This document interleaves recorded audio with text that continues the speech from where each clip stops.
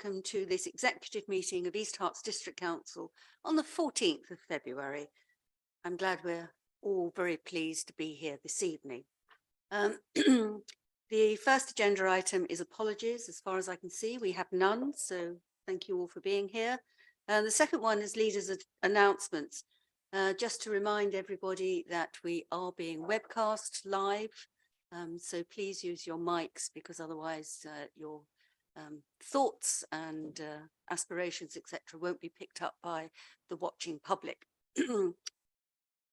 Agenda item 3 is the minutes of the 10th of January on page 6 to 14. I'm happy to propose those as an accurate record. Please, can I ask for a seconder? I'm happy to second, ask the leader. Thank you very much indeed. All those in favour? Anyone against or abstaining? No, that's carried. Thank you. Agenda item 4 is declarations of interest. Has anyone got any declarations of interest? And that would need to include also my colleagues who are not on the executive who are here this evening. No, okay, thank you very much indeed. We now move on to the Councillor Jeff Williamson show, which is started with agenda item 5, which is discretionary council tax support top up 2023. Jeff, please. Thank you very much indeed, Leader. So to introduce this item, back in December, the government announced a scheme providing additional funding for local authorities to provide a top up to households already in receipt of council tax support, which is to run during the financial year starting in April. There are essentially two parts to this. There's the mandatory scheme whereby all households already receiving council tax support will receive a further £25 reduction in their bills or see their bills reduced to zero if their liability is already less than 25%. The government then requires local authorities to determine how to treat households that become eligible for council tax support during the year, and therefore this part of the scheme is to be arranged at our discretion. We are therefore recommending that we use the residual funds from our funding allocation after the mandatory top-up support has been provided to give the same level of support to any additional households that may become eligible for CTS after the 1st of April until such point that funding is exhausted. We'll keep the situation under review, and if it looks as though we will not get through all the funding by March, we will then use any balance on applications for council tax hardship. To this end, there are the two recommendations, A and B, for us to recommend this proposal to council on page 15, which I am pleased to move. Thank you. Thank you. May I have a seconder, please? I'm happy to second, Leader, and pleased that we're going to be able to have this flexibility. Thank you very much. Most needed people. Thank you. And before I ask for questions or comments, I would like to again thank the team from the Revs and Benefits shared service, because so much of what has happened with COVID and distributing government money has fallen to you and your team. And thank you very much indeed for everything you've done. I know it is appreciated by those who really have had hardship, so thank you. So are there comments or questions on this paper, please? No? In that case, it's been proposed and seconded. May I ask all those in favour of it? Thank you. Anyone against? Anyone abstaining? No, that's carried. Thank you very much indeed. If we now move on to agenda item 6, which is the quarterly corporate budget monitor 2022 to 23, and this is the second quarter of from September of 2022. Councillor Williamson. Thank you, Leader. Well, you can see from this report that at the time, i.e. end of September, the predicted outturn for the year was 192,000, but it should be borne in mind that we often show underspends at this point in the financial year, as our spending tends to be front-loaded, and the final outturn usually becomes much closer to the budgeted figure. 192,000 also in percentage terms is only 1.7% of our net revenue budget, this degree of fluctuation is to be expected. The tables in Appendix B on pages 28 to 30 detail the significant variances, either up or down, and their reasoning. Given the inflationary pressures that have affected our contract costs, salaries, utility bills, and so forth, the fact that we have contained these pressures in year is a considerable feat, and I would like to congratulate our officers on their achievement. With regards to our capital programme, we have seen some slippage, particularly with our Harsham and Hertford Theatre projects, partly due to this winter's periods of harsh weather. Two recommendations on page 21, which are for noting the position with our revenue and capital spend as at Q2, which I am pleased to move. Thank you. Thank you, councillor Williamson. And seconder, please. Thank you, Leader. Yes, happy to second. And as Councillor Williamson said, a variance of around 1.7% of an 11.5 million revenue budget, is not too serious an issue. On the capital side, I am sometimes asked by fellow members and residents, why do things slip into other years? And I can say, it was probably an understatement to say that the last 4 years have been challenging, where we've had a long period of time through COVID when a lot of the economy was shut down. We've then had the impact of inflation for the Ukrainian situation. But actually, we've delivered a tremendous amount in the last 4 years.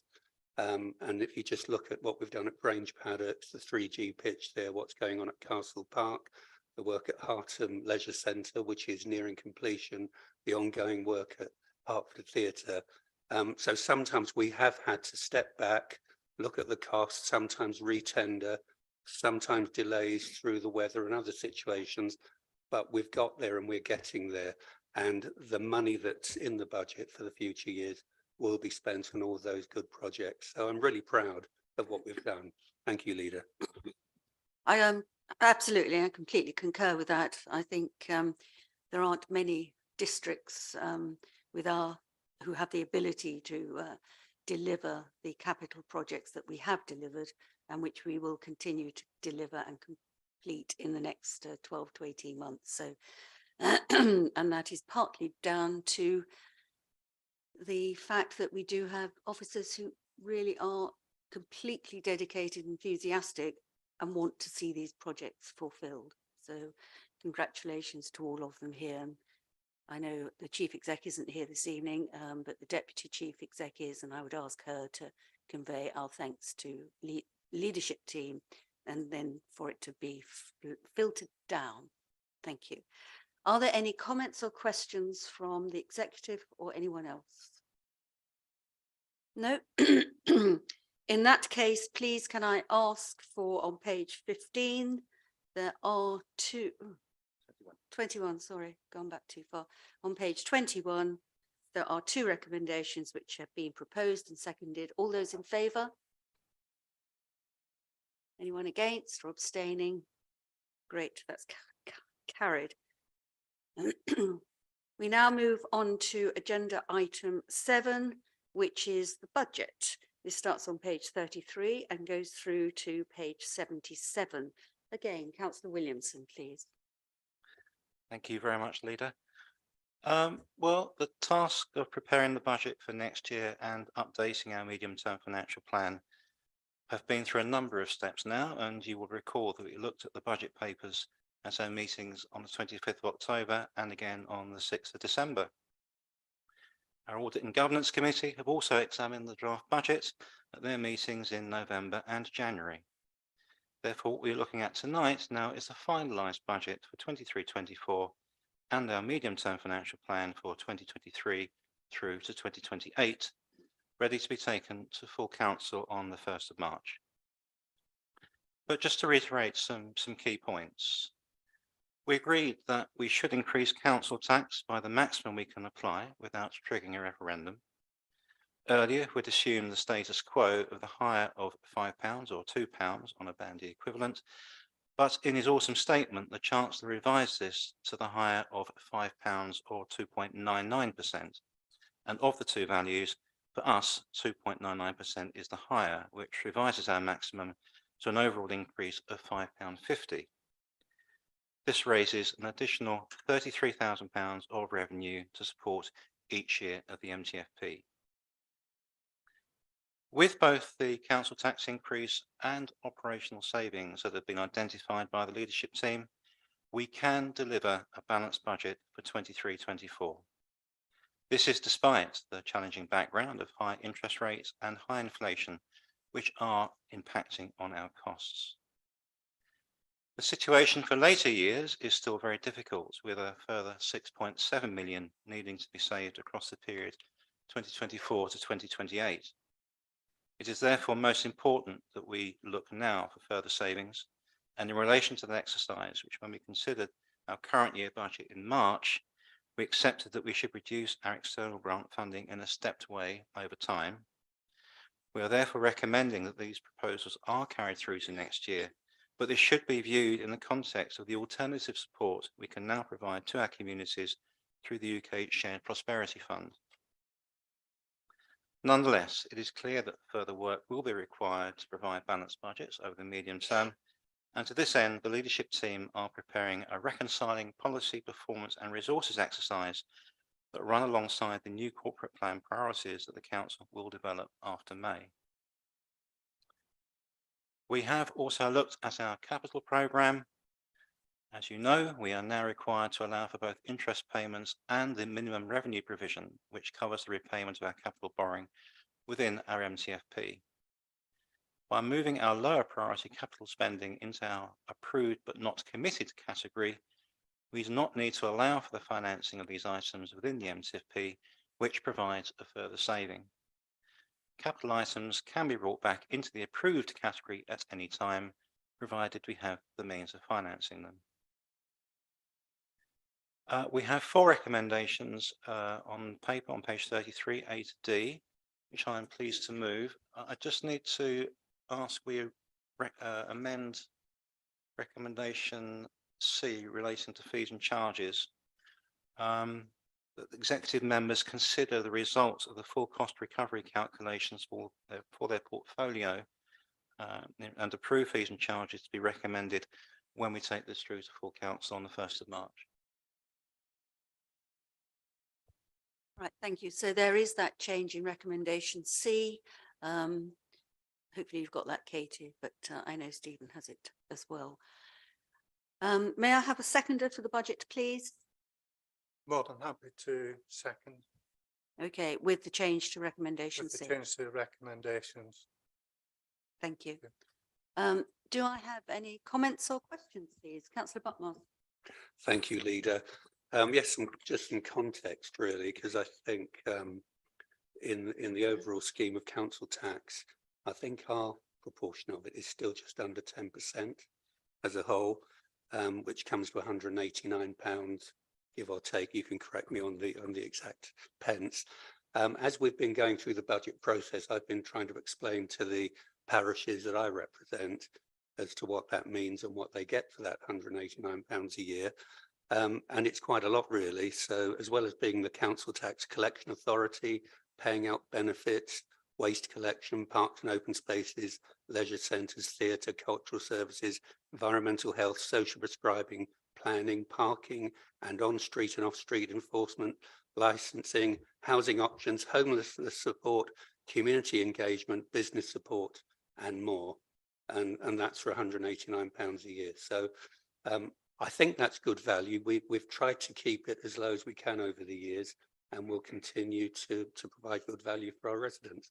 Thank you, Leader. Thank you very much. And I think that's, you make a very, very important point that we are the tax, we collect it, but very little of it actually comes to us. Most of it goes to county councils and the fire rescue centre, and so I think, sorry, and the police. So I think it's often we get tarred with the whole lot, whereas in fact it's not absolutely, it's not accurate at all. So thank you. Are there, Councillor McAndrew? Yeah, I'd just like to echo Councillor Williamson's words about the future budget. And recommendation D speaks about beyond further efficiency measures alone, and that the leadership team are preparing a reconciling policy. I think every council throughout the country is facing these challenges. We are not alone in this, and it's going to be difficult in the next few years, not just for us at East Hart, other districts and boroughs within the county, but nationally throughout the country. Thank you. Absolutely. Are there any other comments or questions from anyone? No. So the budget has been proposed and it has been seconded. Please can I ask that all those in favour for it, for the 4 recommendations on page 33 and 34? No abstentions and no voting against. Excellent, thank you. Can we now move on to agenda item 8, which is on page 78. This is the capital strategy and minimum revenue provision policy. Do you want to say that for me, please? Can you, Councillor Williamson? Okay, the capital strategy and minimum revenue policy, provision policy. Okay. You'll recall we looked at the capital strategy at a meeting in December, and we were content to recommend that it be passed to audit and governance for their examination. This they did at their meeting last month, and they in turn were able to endorse that we should now recommend it to council. And there is one recommendation on page 78 to that effect. Thank you. Thank you. I'm not going to say that again. Do I have a seconder, please? Yes, happy to second. I mean, it's following on from the last item. We've had a tough time with inflation at over 11%. Now it's down to 10.5%. Hopefully in the months to come, it's going to get lower. But this is a sensible, pragmatic document. I'm happy to second it. Thank you. Are there any comments or questions on this? No? All those in favour? Anyone against or abstaining? No, that's carried. Thank you very much indeed. Agenda item 9 is the annual Treasury Strategy 2023-24, and this is on the separate paper that came out a few days ago. And this is starts on page 1 and goes through to page 60. So, Jeff? Thank you. Well, like the capital strategy and minimum revenue provision policy, our treasury management strategy guides us as we deliver on our programmes and which gives us the basis on which to manage our funds. The council is required to produce 3 treasury reports each year, of which this is the first, being the forward-looking report for the next financial year. The strategy and associated prudential indicators are given as appendices A and B. As with the capital strategy, this was looked at by Audit and Governance last month, and the committee have approved that we should now recommend it to council. We therefore have the one recommendation on page 1 of the supplement. Thank you. Thank you. And a seconder, please. I'm happy to second that, Leader. Thank you very much indeed.